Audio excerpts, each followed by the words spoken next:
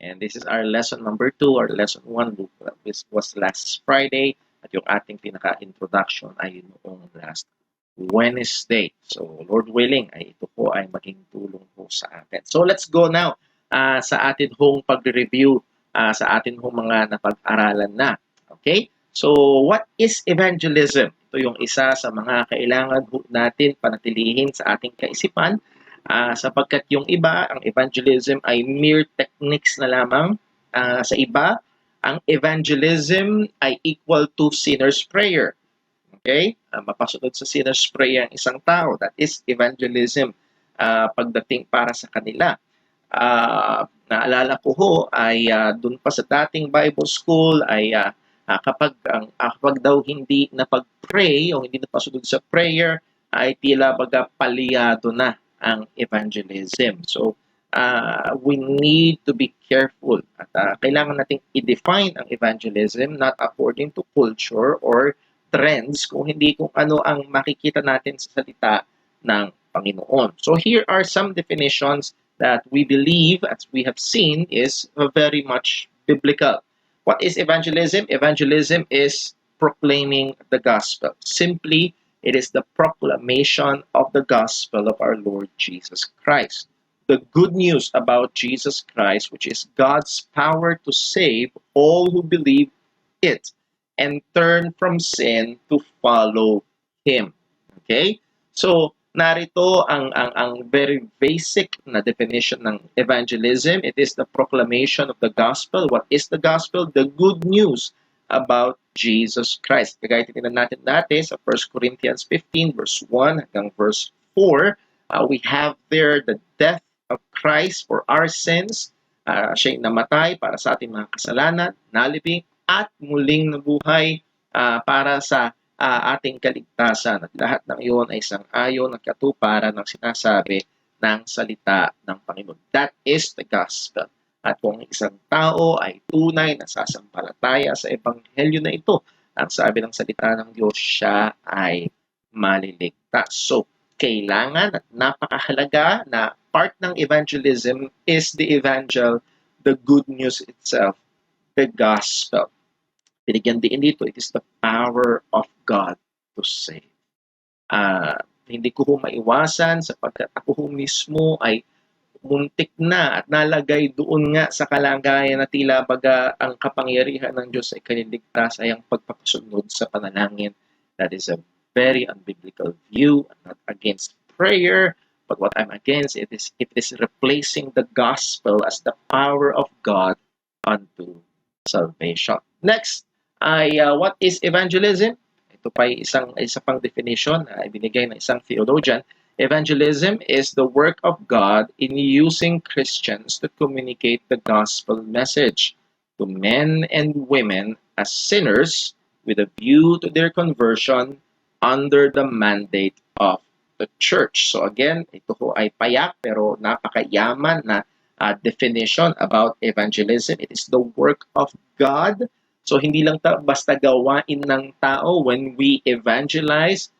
God is working with and through us. If you remember, well, mamaya makikita natin sa Matthew 28, Lo, I am with you always. And when Christ said that, it is in His commandment to the Great Commission. At nahandun siya, kasama siya, particularly sa gawain. Well, kasama siya ng lahat ng mga mananampalataya. Yes, I will never leave you nor forsake you, sabi ng Panginoon. Pero in that particular context, in the fulfillment of the Great Commission, Christ ensured or gave assurance sa mga Kristiyano that He and His presence and His working is with us. So it is God working using Christians to communicate the gospel message to the sinners. At ang goal nito ay ang kanilang kaligtasan. At ito'y inutos ng Panginoon, evangelism ay inutos ng Diyos sa buong iglesia. Well, consider natin, doon pa din sa ating introduction, ay ilang mga problema. When we say proclaiming the gospel, sharing the gospel, iba ay masyadong timid, mahiyain, very shy. Marami ay hindi alam kung paano sisimulan, hindi nila alam kung anong sasabihin.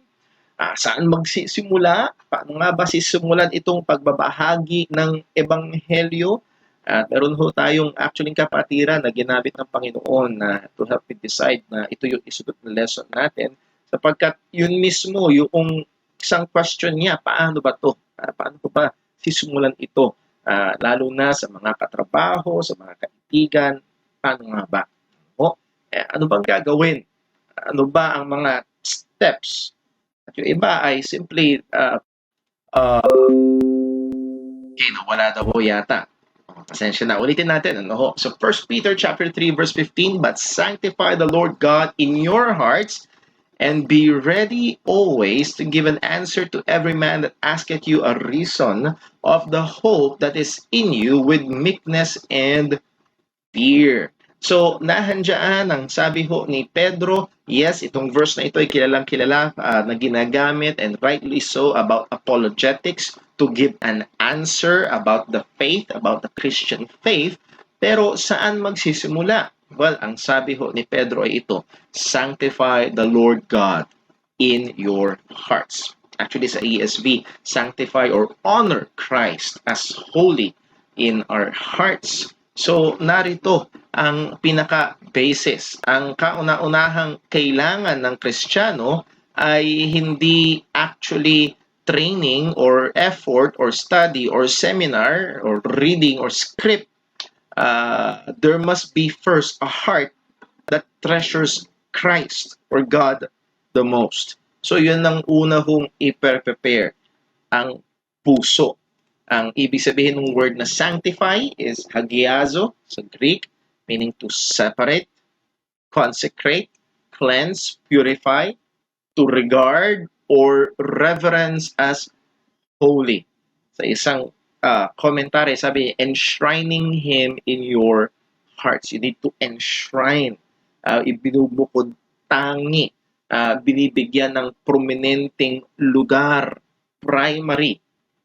To sanctify Christ or God was to count His name as holy above all other names, His fear as the only fear which men ought to cherish, and therefore as the safeguard against all undue fear of men. Hindi ko na maalala kung saan kong komentary nakuha ito. Sa expositor's commentary, ang sabi niya, his fear as the only fear which men ought to cherish and therefore as the safeguard against all undue fear of men. At hindi ba yun yung madalas nating problema? Meron tayong takot. Anong sasabihin nila sa akin? Anong magiging idea nila? Anong comment nila? Anong baka awayin nila ako? Baka hindi nila ako i-friends o baka i-unfriend nila ako? Baka tignan nila ako bilang weirdo? And there are those fears. Pero ang sabi nga ho, to sanctify the Lord God, to let Him be our fear. And our fear of God will conquer or defeat or overwhelm our fear of men. So anong punto ni Peter? Peter calls us to a heart preparation first. Ito ho yung napakahalaga. Anumang technique, anumang script, anumang seminar, anumang soul-winning evangelistic clinic ang ating atidan, if we do not prepare our hearts, we will just be a mechanical robot na ipaparot lang natin kung ano yung mga naririnig natin. Pero narito, ang puso ay dapat yun ang unang bigyang pansin na nangunguna ang Panginoon, na pinakakatangi-tangi ang Panginoon, na pinakaminamahal, binibigyang halaga ang Panginoon sa ating mga puso. Bakit po? Well, ito ang isang magandang katotohanan at ganito tayo nilikha ng Panginoon kung ano yung pumupuno ng ating puso. Lalabas yun sa ating bibig. Sabi ni Jesus sa Luke 6:45, a good man out of the good treasure of his heart bringeth forth that which is good, and an evil man out of the evil treasures of his heart bringeth forth that which is evil. And here is the principle, and this is true. Ito'y totoo sa lahat ng tao. Ganito tayo nilikha ng Diyos. For out of the abundance of the heart, the mouth speaketh. Kung ano ang pumupuno sa puso, yun ay lalabas sa bibig. And gaya nga ng example na binigay natin last week, yung mga diehard fan ng sabihin nating PBA, pinupuno nung favorite team nila, yung kanilang puso, kahit sinong maka, uy, napanood mo ba yung finals? Uy, napanood mo ba yung triple? Uy, napanood mo ba yung shoot ni ano? Ay, napanood. Ay, galing. Because it fills their heart. Yun yung pumupuno sa kanilang puso. May kasabihan sa English, what grips the heart, wags the tongue. Kung ano yung may hawak sa puso, yun nagpapagalaw ng dila. If something is in your heart and mind, occupies your affections and thinking, if it is special, or you have great care for, or you love, ano mangyari? It will come out. We naturally talk about the things that fills our heart. Natural yun. Ginagawa natin. So, actually, isang magandang bagay na gawin ito for reflection. Ano yung, if you will review the whole day or the last few days, ano yung madalas na lumalabas sa iyong bibig? Nakikita mo kung ano ang pumupuno sa iyo. Yes, pwede tayong magkunwari. Yes, pwede maging ipokrito. Pero ano talaga yung laman, talaga yung lumalabas would be a good indication ng kalagayan ng ating o nilalaman ng ating puso at kita ito ng Panginoon. Again, part ng ating review, a heart where Christ is cherished will give eloquence and courage more than any training or seminar could. Dito ko muna sinimulan. Bakit? Yes, mag-aaral tayo. Yes, may mga lessons tayo nakahanda. Yes, magbibigay tayo ng ilang mga suggestions, maaaring nating tawaging tips, helps, mga verses, approach, ibibigay natin yun, pero again, ang pinakamahalaga ay kung si Kristo ay pinupuno ang ating puso, ang ebanghelyo ay laman ng ating puso isipan, ito ang magbibigay sa atin ng kakayahan, ng tapang, magtutulak sa atin para maibahagi ang ebanghelyo sa iba. It will give eloquence more than any seminar or training would. Again, tayo po ay kailangan eksamina kung ano ang nilalaman ng ating mga puso. Well, ito yung ilan sa mga passages na ating binigyang pansin nakaraan. Kailangan lang nating medyo bilisan. Sabi ng ating Panginoong susumulan at sa verse 19, naka-highlight, go ye therefore and teach all nations. This is the Great Commission. And that word teach sa bandang baba, it's the Greek word matetuo. Ibig sabihin is to make disciples. Our goal is to make disciples, to make followers of Christ. Yun ang goal natin. Hindi ko goal na magkaroon ng followers ni Brother Paul. No. Ang goal ko malinaw, ang mandate sa church, ang mandate sa bawat pastor, ang mandate sa bawat Kristiyano is to go out and make disciples, make followers of Christ, tagasunod ng ating Panginoong Kristo. We are not out to make Baptist fanatics. No. We need followers of Christ. That's what God commanded. Yun yung inutos ng Panginoon. At syempre, ang kauna-unahang step doon is they need to believe Christ. They will need to believe the gospel. Kailangan nilang sampalatayanan ng ebanghelyo ng ating Panginoong Kristo, and then it will follow, baptizing them in the name of the Father, of the Son, and the Holy Ghost. Then verse 20, teaching them to observe all things whatsoever I have commanded you. At yung sinabi ko kanina, and lo, I am with you always, even unto the end of the world. Amen. Oh, what a guarantee and what comfort as we seek na habang sinisikap natin na sundin itong napakahalaga at napakabigat na kautusan ng ating Panginoong Kristo sa bawat Kristiyano sa kanyang buong iglesia, ay kapiling, kasama, at gumagawa siya sa pamamagitan natin. Let's take comfort and courage in that. Another passage is Acts 1:8, but ye shall receive power after that the Holy Ghost is come upon you, and ye shall be witnesses unto me. Magiging saksi tayo ng ating Panginoong Hesukristo. Yes, maaaring hindi natin nakita yung kanyang personally, hindi natin nakita yung kanyang kamatayan at muling pagkabuhay, pero personally na-experience natin yung kanyang pagliligtas, and we will be a witness about that saving work of our Lord Jesus Christ. Another very good verse sa Acts chapter 8 verse 3. Nakita natin dyan yung pagiging persecutor pa bago maligtas si Paul. Siya ay nag-persecute sa iglesia ng ating Panginoong Kristo. Verse 4 ang sabi, Acts 8:4, therefore they that were scattered abroad, what? Went everywhere preaching the word. Sila ay pumunta kung saan, pinapangaral nila ang salita ng Diyos. And yes, we do proclaim the Bible, the whole counsel of God, pero may particular at sa susunod na verse nilinaw ano yung particular na pinapangaral nila.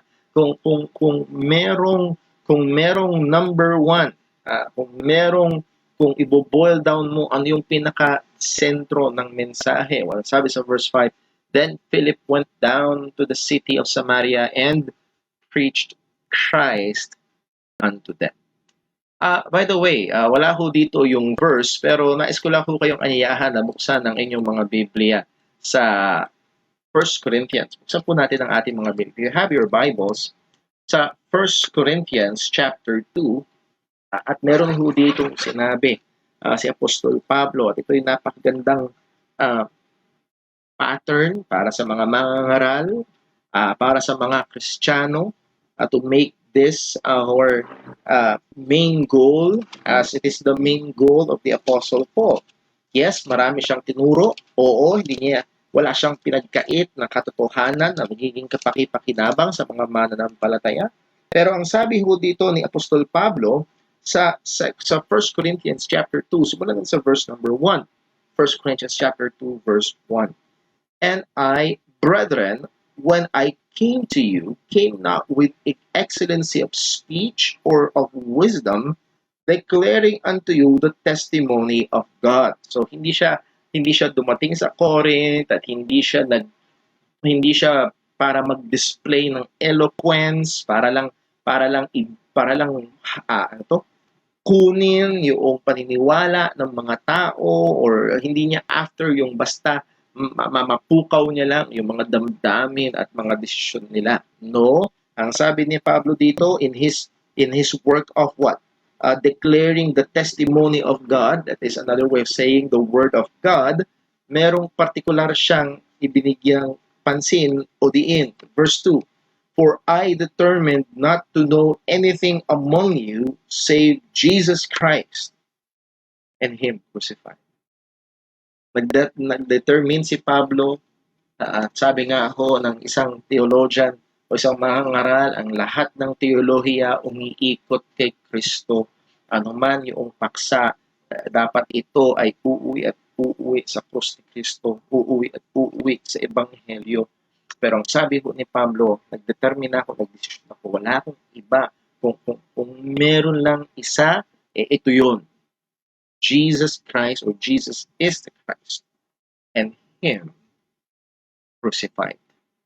And of course, bahagi noon ang resurrection, that is the full gospel, at sinaysay lang sa buod na paraan. So, doon ipinako, yun yung pinakabuod ng pangangaral ng mga apostol, particularly si Apostol Pablo, at yun yung pinaka-sentro, yun yung pinaka-pundasyon. So, balik po tayo sa atin mong slides. Ano po?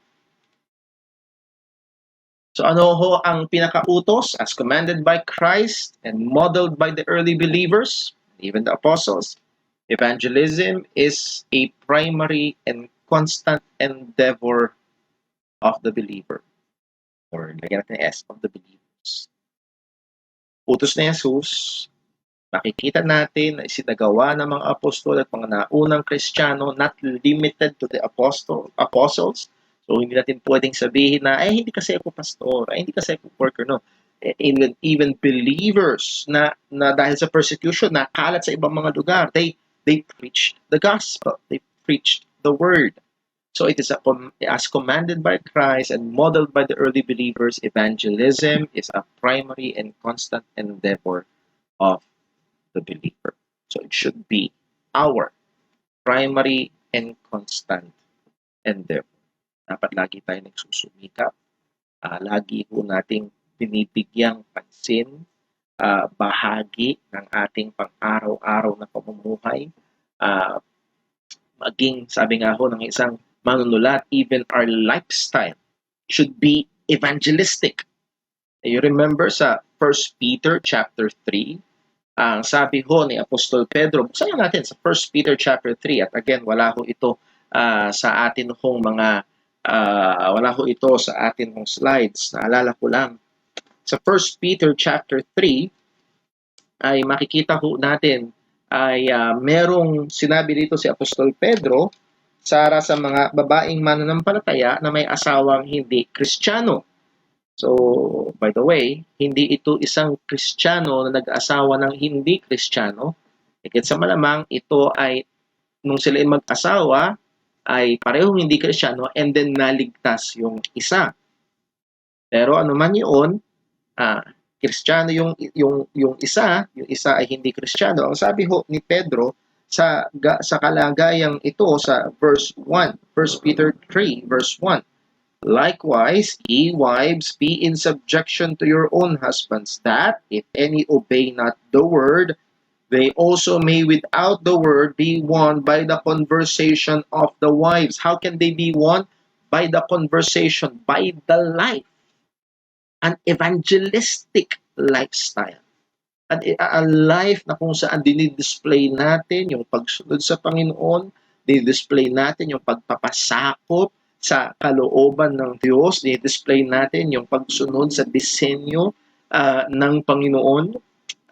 It can be used by God para akayin ang hindi mananampalataya. Ang sabi pa sa verse 2, while they behold your chaste conversation coupled with fear. So they are beholding.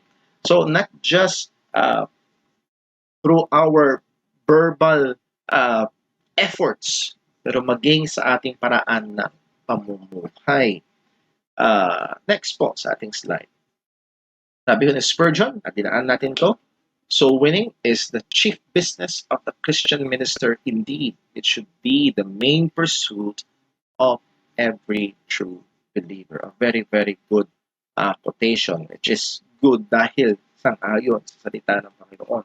Sabi ni Errol House, at ito yung isang naging natin ho dito sa lesson natin, does your local church buzz with evangelistic zeal? Naririnig ba? Umuugong ba ang pag-ahayag ng ebanghelyo sa ating iglesia?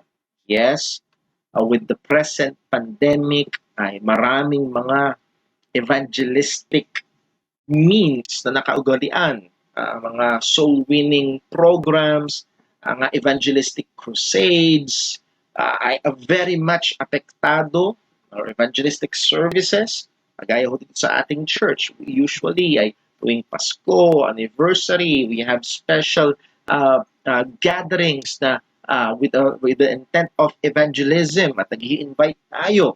Pero ngayon ay wala yun. Hindi magawa ang mga bagay na yun.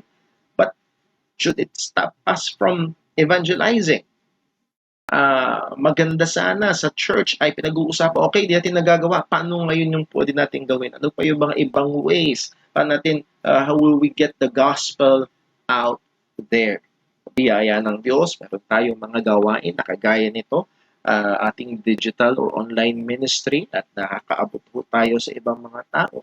Pero we should not stop here. So does your local church buzz with evangelistic zeal? Umuugong ba? Naririnig ba sa pakikipag-usap, sa fellowship, pag pinakinggan ng mga salita ng mga mananampalataya? Is there a desire para ang ebanghelyo ay maihayag sa iba? Purihin ang Panginoon Salamat sa Diyos na sa Church Hope natin ay nakikita yon, naririnig yun.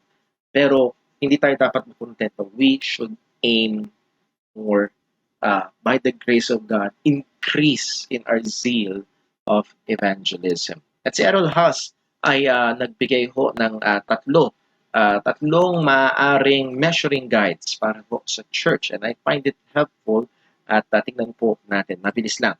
Number one, itong buzz na to, evangelistic buzz, ay paano natin maririnig yung ugong na ito? Well, one, intercession in prayer meetings. Sa mga pulong panalangin tuwing Friday, meron tayong prayer meeting. Is this a major part of the prayer of the church?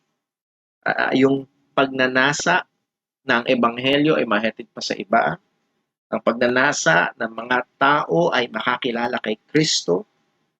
Can we hear this from the prayers of the saints in our church? Narinig ba natin ito sa panalangin ng mga mananampalataya sa atin ng bahay-sambahan? At sa biyaya ng Diyos, again, we can say na yes, hindi lumilipas ang ating prayer meeting na hindi nababanggit ang mga mahal sa buhay. Hindi nababanggit even our very own children na hindi pa nakakakilala sa ating Panginoong Kristo ay ating inilalapit sa Panginoon sa panalangin. Again, yes, salamat sa Diyos meron, pero we can go more, do more, and develop further. Isa pa ay ito, concern for individual people. Desire for conversions must have concrete individuals in mind. So, hindi lang siya general. May maligtas pa. Pero put particular people in your prayer requests, in your personal prayers sa Panginoon. Gusto mo may maligtas pa? Well, put a particular name. May maaaring pangalan ng kamag-anak, maaaring pangalan ng kaibigan, maaaring pangalan ng katrabaho, to particularly pray for particular people. So, yun ay magiging tulong sa atin, and by the grace of God, sa biyaya ng Diyos ay maaari niyang buksan ang pintuan upang tayo ay maging kagamitan upang ang ebanghelyo ay maibahagi dun sa partikular na taong yun na ating dinadalangin. And again, it's a very great blessing kung isang araw mabalitaan natin, uy, niligtas ng Panginoon, tinugon ng Panginoon yung panalangin. So, purihin at ang papuri ay lahat ay patungo sa Panginoon. Number next is interest in missionary work. Do we have interest in missionary? May tendency tayo na magkaroon lang ng view sa ating particular na lugar. Pero as God said, ang gusto niya, you shall be witnesses unto me in Judea, in Samaria, and to the uttermost part of the world. Makikita niyo yung direksyon ng sinabi ng Panginoon, it is an expansion, palabas. At that's a good pattern sa ating lipunan, and then palabas sa ating community, and then palabas. At maaaring hindi tayo dalhin ng Diyos sa ibang lugar, pero ang Diyos ay tumatawag ng mga tao patungo sa ibang mga lugar. At maaarit maganda natin itong suportahan, as we have given an example sa Philippians 1 last week or 2 weeks ago. Ay ang Church of Philippi, I very much appreciated the Apostle Paul because they partnered with him in the work of evangelism. So in the work of in the missionary work, sila ay patuloy na sumubok. Sabi sa Acts 14 verse 27, and when they were come and had gathered the church together, they rehearsed all that God had done with them, and how he had opened the door of faith unto the Gentiles. So nang ginawa nila Paul, they gathered the church and they rehearsed. Ibinalita nila kung ano ang mga ginawa ng Panginoon, and that is the modern day mission report. Nagpapadala ng report yung mga missionary sa atin, and that should cause us to rejoice, lalo na kung mayroong mga balita ng conversion, ililigtas ang Panginoon, may ginagamit ang Panginoon, tumatawag ang Panginoon, and that is the same na nangyayari ho dito ho sa mga mananampalataya sa Bible. So, some challenges ng mga hamon na maganda na atin pong bigyang pansin sa liwanag ng mga katotohanan ito. Number one, challenges sa ating pagmiministeryo, lalo na sa akin bilang pastor. Do we have regular, sensitive, and passionate appeals in our preaching for the conversion of the unconverted?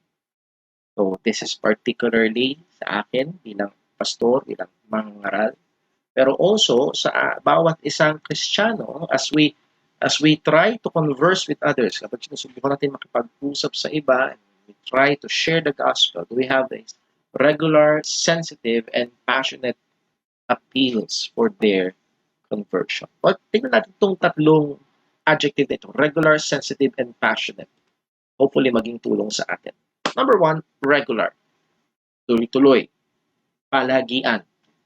At sa biyaya ng Panginoon, hindi man perpekto, pero by God's grace, we can say na almost always there is that portion in our preaching that we challenge people. We call people, tinatawag natin ng mga tao kung sila ba ay tunay ng mananampalataya. Tinatawag natin ng mga tao, kahit matagal na sila sa church, ay talagang siyasatin nila yung kanilang sarili kung tunay nga silang na kay Kristo. At atin ho silang tinatawag sa pananampalataya sa Ebanghelyo. Yes, we have periodic, concentrated evangelistic meetings or mga gawain at doon nakatutok yung preaching. Then, not just regular, but sensitive. At dito, pumapalya ang maraming mga evangelistic, ano bang tamang salita? Formula, techniques. For example, is Romans Road. Yes, salamat sa Diyos sa Romans Road. Ginagamit ko yun dati. Ito na ako nagsimula. Madaling kabisaduhin. You're just in one book of the Bible. Magandang simulain yun. Pero it lacks sensitivity. Kung papansin ho natin, ang paraan ng pag-iebanghelyo mismo ng ating Panginoong Kristo ay may sensitivity. Depende dun sa kausap niya. Sa John chapter 3, si Nicodemus ay kausap niya, diretsahan, ye must be born again. Sa John chapter 4, the woman in the well, iba naman yung approach na sinabi ng ating Panginoong Jesus, tingin ng tubig. So again, there is that sensitivity. We must be conscious of the various conditions of the unconverted in the congregation or even sa atin hong mga nakakatrabaho, sa atin hong mga kamag-anak. We must exercise sensitivity. At maaari nyo nang gamitin ng Panginoon para maging bukas na pintuan para sa Ebanghelyo. Halimbawa ngayon, dahil pandemya, GCQ na naman, maraming hirap na naman. And we can, by the grace of God, use that para ho ang Ebanghelyo ay maitawid sa kanila. Then lastly, passionate. Passionate. There must be a sincere desire for their conversion. Naalala ko ho, again, ay maaaring may tulong, pero dati may mga contest pa, padamihan ng nasisharean. And sometimes the goal is to reach a number and not to reach a person. Nakuha niyo ho? Dahil may mga report na kailangang ibigay, kailangan makapag-report ka ng numero sa church, gano'ng karami na bahagian. Again, it may have its positive effects, pero napakahirap kapag ang goal ay yung number. At hindi yung tao talagang nais mong marinig niya, unawaan niya ang ebanghelyo, at nais mo talagang siya ay maligtas. There is a difference. So, that's a good challenge. Well, number 2, sa ating ministerial and pastoral challenges, number 2, do we labor to personally seek the conversions of individuals? Again, maaari, pastor, sa corporate gathering, pero sa ating personal na pamumuhay, when we go out and kapag tayo nakikisalamuha kasama ng ibang mga tao, ay sa biyaya ng Diyos, tayo ba ay merong effort na buksan ng usapan patungkol sa Ebanghelyo. May that be our prayer. May that be our prayer. And mga kapatid, I wish I could say na, yes, I'm doing that perfect. Pero pag sinabi ko yun, magiging sinungaling po. We need more. I need to exert more effort sa bagay. We all do. Minsan, mas napag-uusapan yung mga trivial matters pero nakakalimutan ng patungkol kay Kristo. Let's be in prayer na nawa tulungan tayo ng Diyos, buksan ng Diyos ang pintuan ng Ebanghelyo upang sa biyaya ng Diyos ay bahagi natin ng palinaw ang mabuting balita sa kanila. Next is, ito man ay casual or set times with friends, with workmates, with relatives. At actually, ito isa sa mga in-advise ko sa ating kapatid na tumapit sa akin. Isa sa mga maaaring wise thing to do is to really clearly ask them, pwede ba tayo mag-set ng ganitong panahon? Meron lang akong gustong i-share. Diba, yung mga kaibigan natin, kamag-anak natin na may bagong negosyo, alam nyo na, tatawagan ka, ite-text ka, pwede ba tayo mag-usap? Pwede ba pumunta dyan? I-share ko lang itong bagong business sa inyo. They will set a time. So, pag dumating yung time na yon, ay nakahanda ka na makinig sa kanya. That's wise. Na hindi parang, alam nyo yun, hindi parang pinipilipit mo ang lahat ng conversation papunta sa Ebanghelyo. Kundi, you can be sensitive and you can open the gospel. Or, again, as I've said, ay mag-set ng particular time to really present the gospel. That can be a wise thing. Well, number 3 sa challenges. Do we labor to equip our people with knowledge and motives for evangelistic work? Sa pulpit ministry, meron bang hahamon? Meron bang training ang nangyayari? Meron bang mga materials na binibigay like gospel tracts and so on? And yes, we are a work in progress. Kaya yung sinabi ko as we are teaching this lesson ay hindi lang po ito dinadump sa inyo. Ito po muna yung unang dumadaan sa akin. And these are great reminders para po sa ating ministeryo. At nawa, patuloy po tayong gamitin ng Panginoon, patuloy na paalahan ng Panginoon na maging tapat sa gawain. So, we must hurry a little bit. May danger. Ano itong danger na? There's a danger to downplay the importance of evangelistic zeal and effort by emphasizing God's sovereignty. Yes, we believe God is sovereign when it comes to salvation. When we say God is sovereign, He has the authority. God is the determining factor in salvation.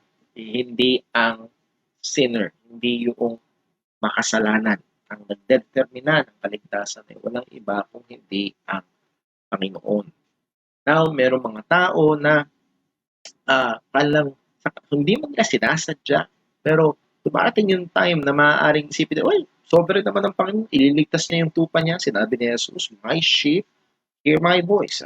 Other sheep I have, and them I must also bring. All that the Father hath given me shall come to me. So those are words of surety, kasiguraduhan, siguradong maliligtas ang lahat ng hinirang ng ating Panginoon. At because of that, there's that danger na i-downplay yung importance ng evangelistic zeal, yung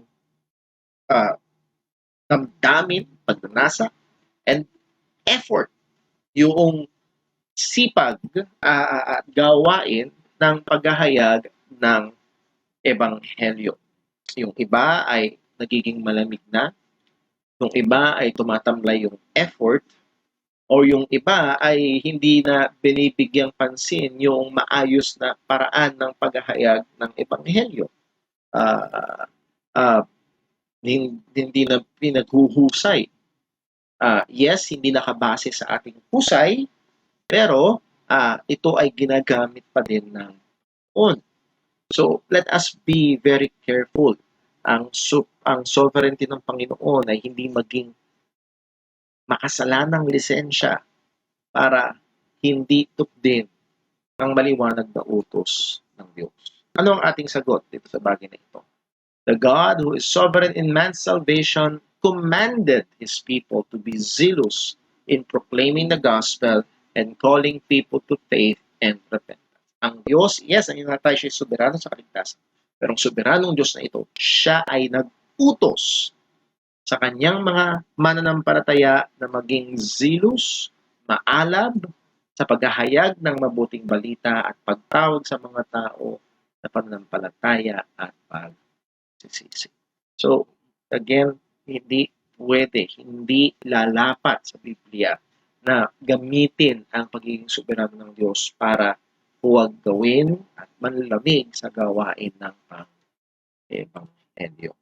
Sabi ng Luke chapter 24, verse 46, and this is our Lord Jesus Christ on the road to Emmaus, kanyang pinahayag dito sa dalawang disipulo na hindi siya nakilala kung ano ba talaga ang pangyayari. And said unto them, thus it is written, and thus it behooved Christ to suffer and to rise from the dead the third day, and that repentance and remission of sin should be preached in His name among all nations, beginning at Jerusalem. So, again, kung merong maliwanag ang pagiging soberano ng Diyos sa kaligtasan, well, maliwanag po kay Jesus.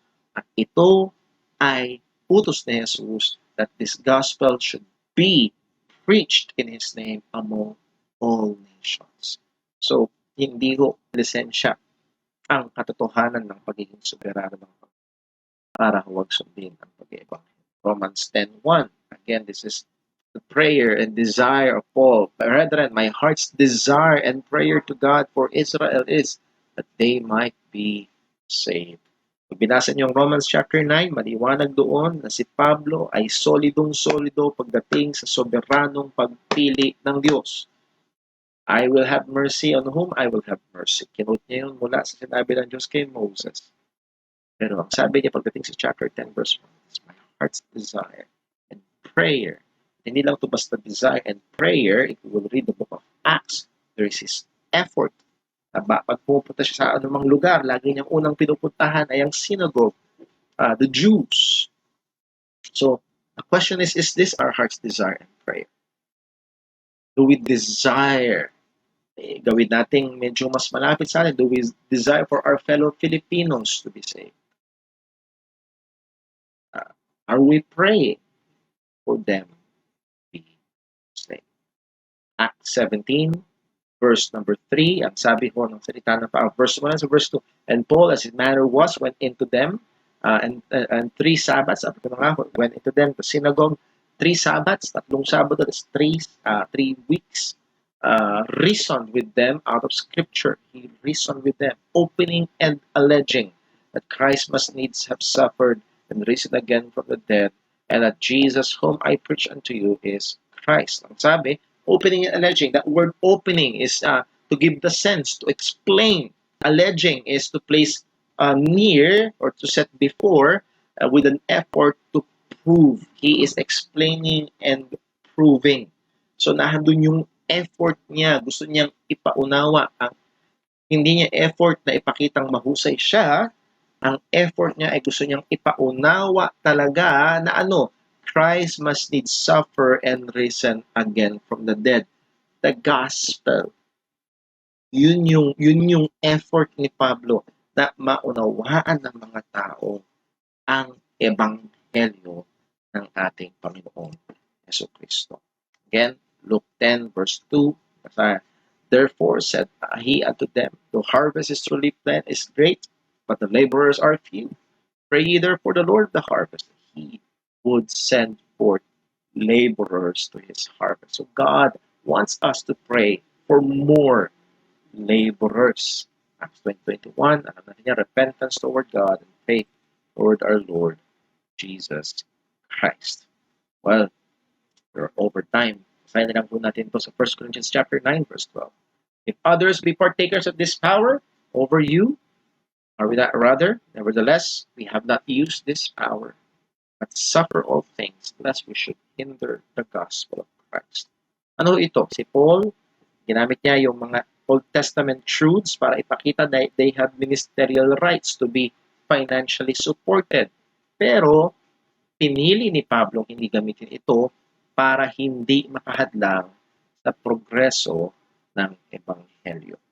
Ang challenge determined to put the mandate of evangelism in the prominent place of your ministry. Whatever your ministry is, whatever your calling may be, put emphasis on evangelism. Maaari ikaw ay choir member, maaari ikaw ay musikero, maaaring ikaw ay hindi tinawag ng Diyos bilang preacher, pero tinawag kanya bilang para magnegosyo, ikaw ay tinawag ng Diyos para magdoktor, at nilagay ka ng Diyos sa gawain ng pagiging empleyado.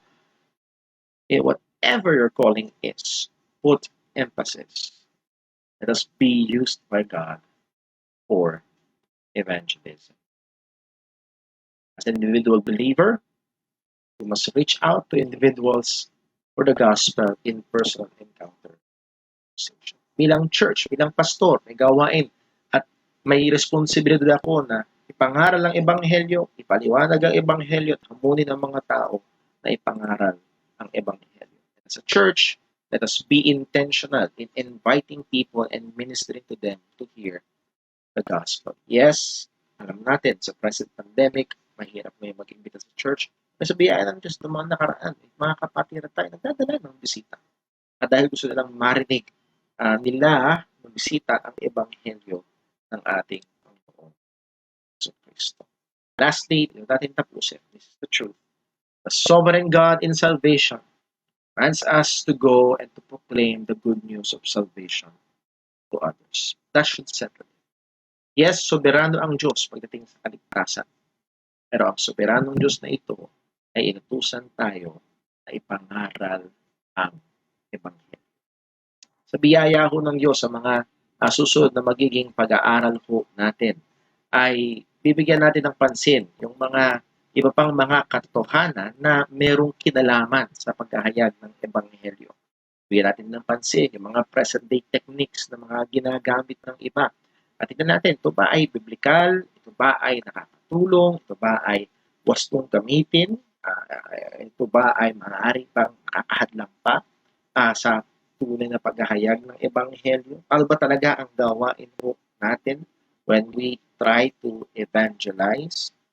So, lahat ng iyon titignan natin. Isa pang mahalagang bibigyan natin pansin ay yung mismong sinusubukan nating bahagian. Ano ba yung spiritual niyang kalagayan? Para bang doktor, ang igamot na ibibigay ay depende sa diagnosis ng sakit. At tignan natin, ano ba ang sakit ng tao? Kung ito yung sakit ng tao, ano ba yung lapat na gamot?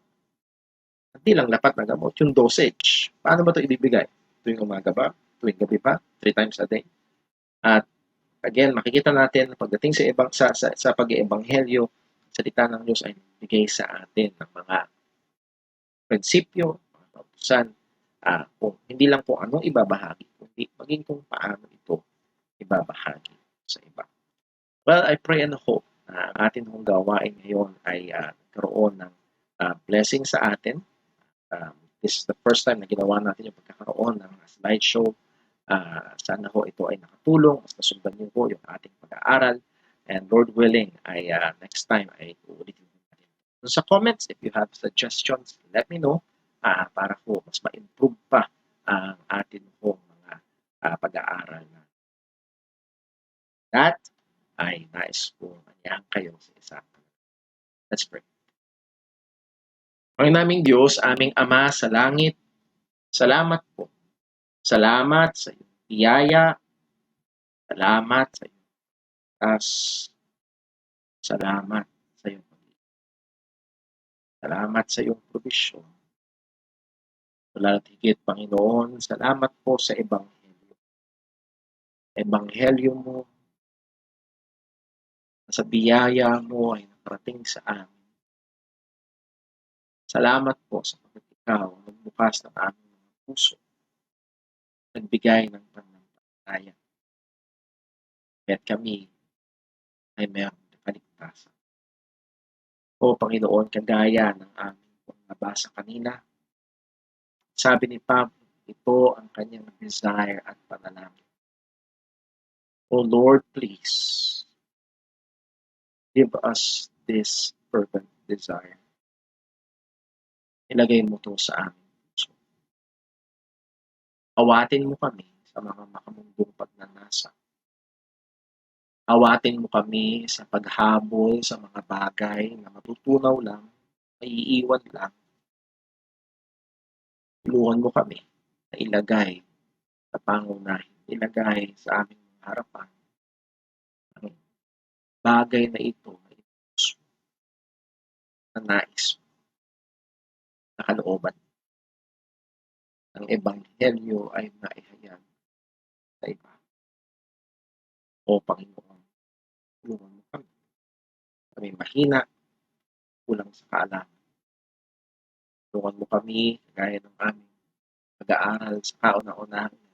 Tunay nga i-set apart ka sa aming mga puso. Ibukod tangi na ikaw ang pumuno sa aming puso isip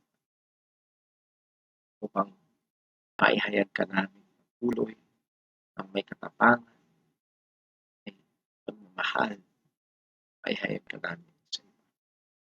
Patawad po sa aming mga pagkakasala, patawad po sa aming mga katamaran, patawad po sa aming mga pagkukulang. O tulungan mo kami. Tulungan mo po ako bilang pastor. Tulungan mo po ang aming iglesia. Tulungan mo po ang mga kanan. Gamitin mo kami. Alang-alang sa kapihan ng dalangin namin. Alam